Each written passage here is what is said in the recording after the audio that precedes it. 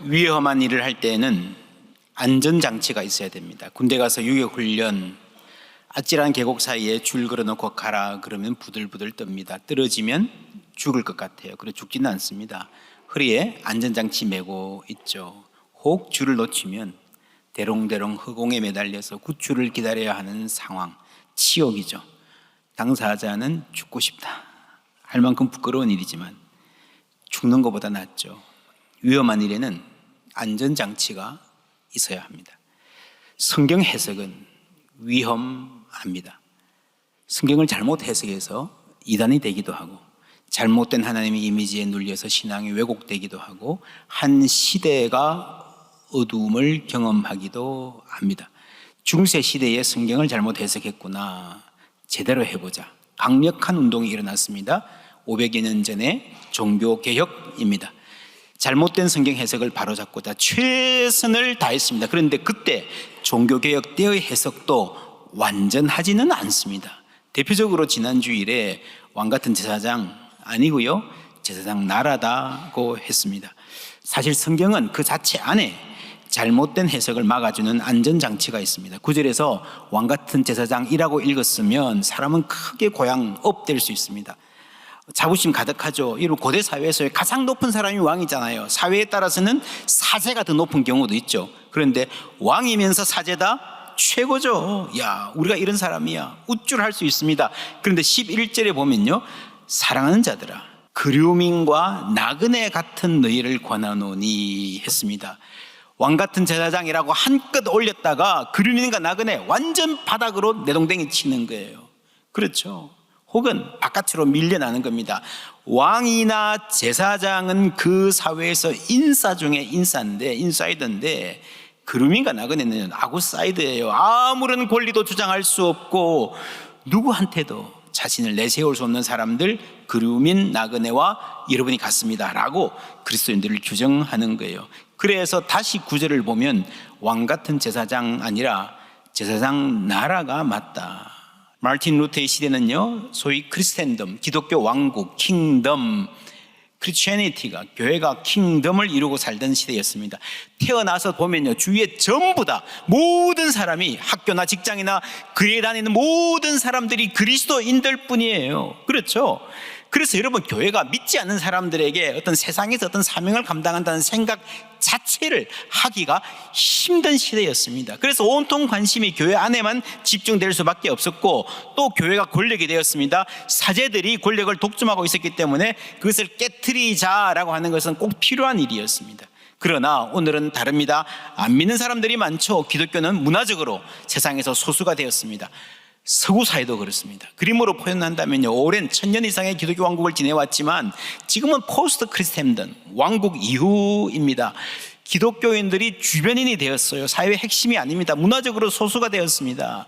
그런데 그러고 나서 성경을 보니까 성경의 시대도, 베드로전서의 시대도 그루민과 나그네 소수자였구나, 우리하고 비슷하구나. 그렇게 보면요, 기독교 왕국 동안에 나름대로 성경 해석하고 신학한 거는요, 그 안에서 한 거예요. 그 안에서 성경하고 좀 완전히 다른 시대를 배경으로 한 겁니다. 그래서 굳이 따지자면요, 오늘 기독교가 다시 소수가 된 이 시대가 성경의 신앙, 프리 크리스텐덤의 신앙을 제대로 이해하고 제대로 실천하는, 어떤 의미에서 오히려 기회가 되었다. 여러분, 이해가 되십니까? 교회가 모든 것의 중심이던 시대가 이미 아니라는 거죠. 그게 신약 성경의 시대하고 훨씬 더 닮아 있다. 그루민과 나그네, 아웃사이더입니다. 서구 사회 기준으로 이 그림이 맞고요, 한국에서는 말할 것도 없습니다. 여러분, 한국은요, 크리스텐덤이었던 시대 자체가 없어요. 만인 사제론, 이게요, 한국에는 예수 안 믿는 사람들이 다수잖아요. 훨씬 많잖아요. 근데 만인이 사제다, 말이 돼요? 말 자체가 안 되는 거예요. 혹 전신자 대사장이라고 고쳐 부르면 조금 낫습니다.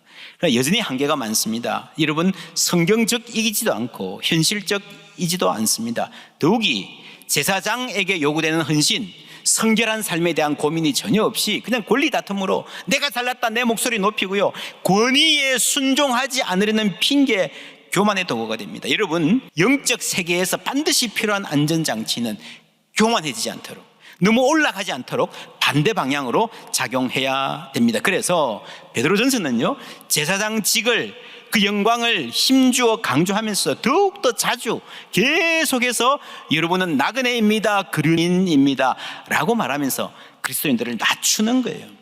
우리는 낮아져야 됩니다. 그리고 하나 되어서 세상을 품어야 됩니다. 이 사명에 대해서 지난주에 충분히 말했습니다. We cross, 십자가의 사람들, 경계를 넘다. 요단강을 건너서 담대하게 전진해서 약속의 땅을 밟는 전사 여호수아, 우리가 배웠습니다. 동시에 갓난아이들 같이 순전하고 신령한 제자를 사모하라는 말씀 함께 붙잡아야 된다 그랬습니다. 그리스도인의 영성에는요, 이 두 가지가 함께 있는 거예요. 영적 전쟁을 치르는 전사, 그리고 동시에 하나님 말씀을 간절히 사모하는 아기. 그렇죠. 이 두 축이 균형을 이룰 때에 우리는 진정한 선교적 교회가 될 수 있습니다. 그래서 하나님의 사람으로 이 괴로운 세상, 이 치열한 세상에 나가서 맞서서 싸우는 게 필요하다는 겁니다. 싸움이 필요한 것은 분명한데 전사로 부름받은 우리가 치러야 할 싸움은 어디에 있는가? 11절 말씀 함께 읽습니다. 사랑하는 자들아, 거류민과 나그네 같은 너희를 권하노니 영혼을 거슬러 싸우는 육체의 정욕을 제어하라. 우리 영혼을 거슬러 싸우는 육체의 정욕, 싸움이 어디 있습니까? 우리 인생의 가장 치열한 싸움이 어디 있습니까? 밖에 있는 게 아니고요, 우리 안에 있는 거예요. 모든 사람의 삶에 육체의 정욕과의 싸움이 있습니다. 여러분, 육체의 정욕이 없는 사람, 다 이긴 사람, 정복한 사람, 초월해 있는 사람 있을까요, 없을까요? 없습니다. 육체의 정욕에 시달리지 않는 사람 없습니다. 이 정욕은 성적인 욕망뿐 아니라 물욕, 명예욕, 과시욕, 그리고 무엇보다 자기 중심성입니다. 그래서 여러분, 믿음 좋은 사람은요, 성숙한 사람은요, 이 모든 유혹을 완벽하게 초월해서 흔들림 하나 없는 사람이 아니라 그 내면이 싸움에 있다는 것을 겸손히 인정하는 사람이 믿음의 사람입니다. 아무런 욕심도 정욕과의 싸움도 없이 나는 그 정도 이길 수 있어 라고 하는 사람이야말로 어리석고 위험한 사람입니다. 우리 모든 사람은 어리석은 욕망에 시달리고 탄식하고 있는 사람들입니다. 사도 바울도 그랬죠. 로마서 7장 말씀 함께 읽습니다. 내 속 사람으로는 하나님의 법을 즐거워하되 내 지체 속에서 한 다른 법이 내 마음의 법과 싸워 내 지체 속에 있는 죄의 법으로 나를 사로잡는 것을 보는도다. 그렇죠. 안에 싸움이 있다는 거죠. 나의 마음의 법과 싸운다는 거죠. 근데 오늘 말씀에 흥미로운 것은요, 내 안의 정욕은 영혼을 거슬러 뭐라고요? 싸우는, 육체의 정욕을 뭐라고요? 제어하라. 파이트와 컨트롤의 차이입니다. 성경은 이 정욕을 똑같이 치고받으라 하지 않고요, 제어하라라는 명령합니다. 파이트하고 컨트롤 다르죠. 여러분, 격투기 선수들이 치고받고 싸워요. 심판은 제어합니다. 깡패들이 싸워요. 경찰도 함께 싸웁니까? 아니에요. 경찰은 컨트롤하는 게 맞아요. 앞에 코, 거리를 두고 똑같이 붙어서가 아니라 떨어져서 다른 차원에서 붙잡고 있는 거예요. 여러분, 이 다른 차원의 삶의 핵심에 자유가 있습니다. 16절에 너희는 자유가 있으나 그 자유로 악을 가리는 데 쓰지 말고 오직 하나님의 종과 같이 하라. 하나님 우리를 자유를 주셨어요. 모든 죄에서, 죄의 결과에서 자유로울 수 있도록 모든 두려움에서, 압제에서 해방하여 주신 줄 믿습니다. 여러분, 근데 그 실제로 우리가 자유인으로 살아가야 될 책임이 있다는 겁니다. 여러분, 베드로전서가 출애굽기와 함께 가고 있다, 여러분 기억하시죠? 출애굽 전체의 역사를 두 마디로 요약하면요, Liberation and Formation입니다. Liberation, 자유케 하는 거죠. 해방이죠. 그리고 하나님 자녀답게 form 되어가는 것, 그게 진정한 자유인이 되어져 가는 것입니다. 여러분, 그래서 예를 들면 어떤 죄수가 출소했다 그러십시다. 몸은 자유예요. 오늘부터 자유예요. 어디든지 갈 수 있어요. 내가 하고 싶은 말 할 수 있어요. 근데 눈치 봐요. 두려워해요. 피해요. 불안이 있어요. 과거의 실패에 대한 불안이 있어요. 그리고 죄의 유혹이 있습니다. 거기로부터 자유를 얻는 것은요, 또 다른 문제예요. 자유인의 신분은 있으나 노예의 마음 가지고 살아가는 사람 많습니다. 그것이 이스라엘 백성들이 광야에서 맞닥뜨렸던 문제입니다. 여러분, 하나님이 자유를 주셨는데 정말 자유로 살아가는, 자유인으로 살아가는 것은요, 우리가 함께 걸어가야 될 지난한 길이라는 겁니다. 로마서 8장 21절 함께 읽습니다. 그 바라는 것은 피조물도 썩어짐의 종노릇한 데서 해방되어 하나님의 자녀들의 영광의 자유에 이르는 것이니라. 아멘. 해방이란 말 나오죠? 썩어짐의 종로에서 해방이 되었습니다. 그게 다가 아니고요, 갈 데가 있는 겁니다. 어디로 갑니까? 하나님 자녀다운 영광의 자유, 이루 말할 수 없이 자유로운, 영광스러운 그 자유에 이르는, 거기까지 도달해 가야 하는 것이다 라는 것입니다. 여러분, 그런 점에서요, 자유의 반대는 마음대로 하는 것이 아니라 비굴함입니다. 13절에 순종의 문제가 나옵니다. 인간의 모든 제도를 주를 위하여 순종하되 혹은 위에 있는 왕이나 총독 제도들에 순종하라 라는 말이 필요한 이유는요, 여러분, 많은 사람들이 그렇게 생각한다는 거예요. 왕이 왕 같아야 순종하지, 어른이 어른 같아야 대접하지, 선생이 선생 같아야 존중하지. 맞아요, 틀려요? 나는 존중받을 가치만 있는 사람만 존중할 거야. 맞아요, 틀려요? 틀립니다. 주를 위하여, 주님 때문에 순종하라 그랬어요. 17절에는요, 무엇 사람을 공경하며 형제를 사랑하며 하나님을 두려워하며 왕을 존대하라. 당시 로마 사회에 정말 존대하기 힘든 왕들, 황제들 많았습니다. 그럼에도 불구하고 그 존대가 그냥 존대가 아니라 하나님을 두려워함으로 존대하는 거예요.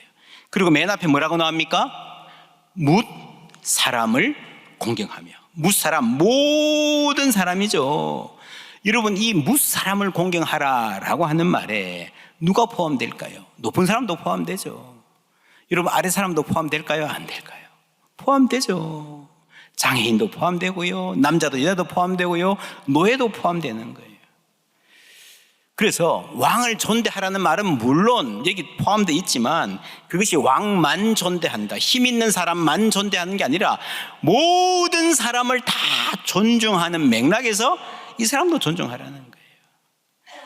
이 존중의 문제, 여러분, 쉽지 않습니다. 직장에 정말 고약하고 까다로운 사장이 있다고 하십니다. 날마다 억지로 흠을 잡고 비방하고 그렇습니다. 인격적으로 도덕적으로 도저히 참아보기 힘든 사람입니다. 그런데 할 수 없이 존대하죠. 저 사람이 힘이 있으니까. 그럴 때 어떻게 됩니까? 비굴해지죠. 사장만 부장만 아니라 내 동료들, 하급자, 나보다 약한 사람, 내가 잘 보여도 나한테 별로 덕이 될 가능성이 없어 보이는 사람, 내가 심하게 해도 나에게 뭐라고 반박하지 못할 위치에 있는 사람, 그런 사람을 존중하는 거예요. 소위 갑질한다 그래도 여러분 아십니까? 내가 비굴하게 굴종할 때 영혼이 찌그러지지만 내가 힘이 좀 있다고요, 갑질할 때 내 영혼은 더 피폐해집니다. 그래서 여러분, 약한 이들을 존중하는 것은요, 내가 강한 이들 앞에서 비굴해지지 않을 자유를 얻어가는 거예요. 이런 태도가 결국 자유인으로서 나의 존엄성을, 디그니티를 지키는 겁니다. 이런 과정을 통해서 우리가 영광의 자유에 이르는 거예요. 여러분, 우리는 그리스도인들은요, 진리에 대한 확신이 있습니다. 그런데 그 확신이 나를 교만하고 거칠게 만드는 것이 아니라 더 부드럽게, 더 온유하게, 진짜 진리라면. 그래서 확신이 있지만 우리의 확신을 어디에 담아서? 존중이란 태도에 담아서 말하고 표현해야 되는 거예요. 리처드 마우라는 분이 이 풀로 신학교 총장 지내신 분인데 무례한 기독교라는 책을 쓰셨습니다. 팀 켈러 목사님과 함께 복음주의자들이 가장 존경하는 어른입니다. 현대 기독교의 가장 큰 문제, 예수 잘 믿는다고 하는 사람들이 너무 무례하다는 거죠. 그래서 확신을 갖춘 교양, convicted, 그리스도인들의 확신을 양보하지 않으면서 civility, 예의 바르고 시민적인 태도를 잘 지켜야 된다라고 하는 거죠. 진리를 수호한다는 명목으로 이웃의 문화와 신념을 공격해서는 안 된다. 한때 그런 거 있었잖아요. 대학에서요, 막 장성 세워놓으면 막 우상이라 그래 자르고요, 막 불태우고요. 크리스찬 대학생들이 그들의 잘못 아니죠. 교회가 잘못 가르친 거죠. 목회자가 잘못 가르친 거죠. 그런 열심이 여러분 하나님의 영광을 가리웁니다. 오히려 복음을 막습니다. 선교단체 간사들이 잘못 가르친 거죠. 타인의 다름을 인정하고 존중하는 시민적 교양은 그리스도인의 필수 덕목이다. 그리스도인은 절대 진리를 믿지만 그 확신을 전할 때는 뭐 해야 돼요? 겸손한 태도로 해야 돼요. 복음의 진리를 타협하지 않으면서도 사회의 다양한 사람들과 협력하여 공공선을 실현할 수 있는 방법을 모색해야 된다. 오늘 말씀에 어리석고 무식한 자들이라는 말이 나오는데요, 기독교인들이 더 어리석고 더 무식한 시대가 되었는지도 모르겠습니다. 무지하면 무례합니다. 하나님의 뜻을 알아야 됩니다. 여러분, 그래서 우리가 이렇게 선한 일을 쌓아가면서 열매를 맺을 때에 하나님이 어떤 결과를 주시는지 12절 말씀 다 같이 읽습니다. 너희가 이방인 중에서 행실을 선하게 가져 너희를 악행한다고 비방하는 자들로 하여금 너희 선한 일을 보고 오시는 날에 하나님께 영광을 돌리게 하려 함이라. 여기 나오는 선한 일은요, 우리끼리 선한 일 아니에요. 기독교인들이 야 그거 잘한다, 참 잘한다, 우리가 보기에 선한 일, 규정한 일 그거 아니고요, 예수 안 믿는 사람도, 아니 진짜 너희를 악행한다고 비방하는 자들, 안티크리스찬들, 교회라 그러면 지긋지긋하게 싫어하고 공격하는 사람들도 인정할 수밖에 없는 선한 일, 그렇죠? 그거를 이야기하는 거예요. 세상과 삶이 공유되는 공통분모를 찾아야 된다는 거죠. 여러분, 지금의 기독교는 자꾸 싸우려고 하는 사람들이 많아요. 가르치고 그러면 안 돼, 간섭하고 판단하고 정죄하고 자꾸 싸우려고 해요. 왜 그런지 아세요? 진짜 싸움터는요, 우리 마음 가운데 있는 거예요. 우리 마음 가운데 있는 육체적인 정욕, 교만한 마음, 내 중심의 생각, 무례함, 그것과 싸우지 않으니까 이 싸움이 자꾸 밖으로 나와서 이 교회가 트러블 메이커가 되고 있는 겁니다. 피스 메이커가 되어야 될 교회가 트러블 메이커가 되고 있는 겁니다. 그래서 그리스도인들은 안으로는 치열하게 싸우고요, 그 결과 밖으로는 온유하게 부드럽게 존중으로 그리스도를 전해야 되는 줄 믿습니다. 그래서 이 공동선, 커먼 굿, 지금 한국 교회가 실패하고 있는 일입니다. 15절 말씀 함께 읽습니다. 곧 선행으로 어리석은 사람들의 무식한 말을 막으시는 것이라. 무식이라는 말이 나와서 좀 그런데 무지라고 말하는 게 낫겠어요? 어리석은 사람들의 무지한 말을 하나님이 뭐로 막으신다고요? 선행으로 막으신다. 말로 말을 막는 게 아니라, 이 사람들은 자꾸 말해요. 근데 우리가 말을 해서 이겨서 논리적으로 설득을 해서 아니다, 코를 납작하게 하는 게 아니고요, 선행으로 막으신다는 거예요. 말로 말을 막으시는 게 아니라 우리의 삶으로 이들의 말을 막으신다는 겁니다. 어리석은 사람들의 무지한 말이라는 거는요, 여러분 이게 왜 그런가 하면, 무슨 말인가 하면요, 모르니까 그런다는 거예요. 모르니까 핍박하고, 모르니까 하나님 욕하고, 모르니까 비방한다는 거예요. 그죠? 여기에 소망이 있습니다. 모르니까 비방하는데 알면 바뀌겠죠. 할렐루야. 그래서 무지해서 그런다라는 말에 여러분 공격적인 것 같지만 이 안에 소망이 있고 관용이 있습니다. 그래서 우리가 기대하는 것, 12절 말씀 함께 읽습니다.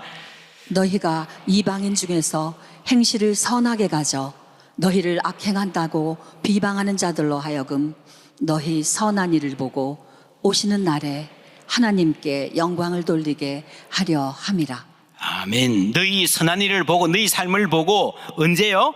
오시는 날에 하나님께 영광을 돌리게 한다라는 이 오시는 날이 언제인지 1차적으로 역사의 종말, 예수님의 재림을 가리킵니다. 오시는 날, 예수님의 재림 때에 역사의 종말에 하나님께서 우리 삶에 직접 오셔서 흐릿했던 그분의 뜻을 명백히 드러내시고 모든 것을 바로 잡으시는 날입니다. 그리고 혼란스러웠던 선과 악이 분명히 드러나는 순간, 여러분 우리가 이 세상 삶에서는요, 선과 악이 막 혼재되어 있습니다. 악한 사람들, 나쁜 사람들이 더 착한 척하고요, 자기를 선전하고요, 선한 사람들이 눈물 흘리고 주목받지 못하는 세상입니다. 그런데 여러분 이 세상 속에서도요, 우리의 삶 속에서도요, 무엇이 선인지 무엇이 악인지 선명하게 드러나는 순간이 있다는 거예요. 그게 뭐예요? 오시는 날이에요. 하나님이 그 자리에, 하나님이 그 인생에 오시면 선과 악이 분명하게 드러나게 될 줄 믿습니다. 대표적인 예가 고린도전서에 나옵니다. 함께 읽습니다. 그러나 다 예언을 하면 믿지 아니하는 자들이나 알지 못하는 자들이 들어와서 모든 사람에게 책망을 들으며 모든 사람에게 판단을 받고 그 마음의 숨은 일들이 드러나게 되므로 엎드려 하나님께 경배하며 하나님이 참으로 너희 가운데 계신다 전파하리라. 믿지 아니하는 자들이나 알지 못하는 자들, 이게 무지한 자들이죠. 근데 어떻게 예배에 와 있게 되었습니다. 그러다가 어느 순간에 그 마음에 숨은 이들이 드러나게 되므로 그다음에 뭐라고요? 엎드려 하나님께 경배하며 하나님이 참으로 너희 가운데 계신다 전파하리라. 엎드려라는 말은요, 무슨 말이에요? 자세를 바꾼다는 말이죠. 예배의 자세가 된단 말이죠. 어떤 일로 여기 왔는지 모르지만 어쨌거나 무지한 자, 하나님 모르는 사람인데 예배에 왔는데 그렇게 툴툴거리며 막 냉소적이고 픽픽거리고 있다가 어느 순간에 자세가 바뀌는 그런 날, 그게 언제예요? 하나님이 그 인생에 오시는 날이에요. 하나님 우리 공동체에 오시는 날이에요. 왜 그런지 아십니까? 자기 마음에 숨은 일이 드러난다는 거예요. 여러분, 하나님이 빛을 비추어 주시면요, 환하게 드러납니다. 아무에게도 말 안 했던, 자신도 몰랐던 숨은 일, 자신의 고민과 불안과 소망이 그 안에 있는 사랑이 드러나는 거예요. 그럴 때 뭐라고 말하는가? 하나님이 참으로 뭐라고요? 여러분 가운데 계십니다 라고 말하는 거예요. 여러분, 말을 막 서로 말로 논쟁하다가 그래요, 여러분 말이 맞습니다. 그래서 예수 믿으면 좋겠지만 여러분, 그런 일은 좀채로 일어나지 않습니다. 말이 말을 이길 수 없어요. 싸우지 마십시오. 그냥 우리가 삶으로 예배하면, 우리가 진정으로 하나님 뜻대로 살아가면 언젠가는 하나님이 그 인생에 오시고 여러분 가운데 하나님이 계십니다. 여보, 당신이 믿는 그 예수 진짠가 봐. 그런 말 할 날이 오게 될 줄 믿습니다. 예수님께서 세상에 계실 때에 제자들이 같이 배를 타고 가다가 풍랑을 만났어요. 어우, 풍랑 어떡하냐. 예수님 주무시다가 일어나셔서 잔잔케 하셨잖아요. 근데 바로 그 순간에 제자들의 관심이 풍랑에서 예수님으로 옮겨졌습니다. 그때 했던 말이 저가 니기에 바람과 바다도 순종하는 거. 그리고 인생의 많은 문제들을 경험하면서 그것 때문에 씨름하다가요, 정말 하나님 우리 가운데 오시면, 하나님이 일하시면요, 우리의 관심이 하나님께로 옮겨질 줄 믿습니다. 저가 니기에 바람과 바다도 순종하는 거, 바로 그 감탄사가요, 초대교회가 함께 살아갈 때, 그들이 고난 가운데도 예배하고 찬송하고 선을 행할 때에, 핍박받아도 묵묵히 나 같으면 성질대로 할 만한데 존중하면서 겸손과 온유로 살아갈 때에 사람들이 여러분 가운데에 하나님이 계십니다 라고 고백하는 날이 왔던 것입니다. 9절 말씀, 그러나 너희는 택하신 족속이요 제사장 나라요 라고 했죠. 거룩한 나라요 그의 소유가 된 백성이니, 이는부터 다 같이 읽습니다. 이는 너희를 어두운 데서 불러내어 그의 기이한 빛에 들어가게 하시니의 아름다운 덕을 선포하게 하려 하심이라. 아멘. 우리를 제사장 나라로 부르신 목적입니다. 우리를 어두운 데서 불러내어서 하나님께서 그의 기이한 멋진 빛의 세계로 옮겨주신 줄 믿습니다. 그 하나님의 아름다움, 그 하나님의 아름다운 덕을 보여줘야 되는 거예요. 누가? 우리가, 포항제일교회가, 우리 가정이. 하나님이 얼마나, 야, 저 사람들이 사는 거 보니까 하나님 정말 멋진 분이다, 정말 아름다운 분이다, 여러분 가운데 하나님이 계신 줄 이제야 알겠습니다. 이러한 고백 함께 듣게 되는 우리 모두 되기를 주님의 이름으로 축원합니다.